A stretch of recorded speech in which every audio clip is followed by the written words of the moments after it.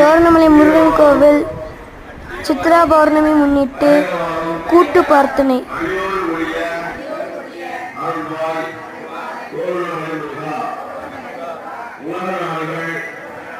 மத்தியில் இந்தியா வளர்ச்சி பெற்று முதல் நாடாக திகழ வேண்டும். தோரணமலை முருகா, தென்மேற்கு பருவமழை சிறப்பாக பெய்து விவசாயம் செழிக்க வேண்டும் முருகா.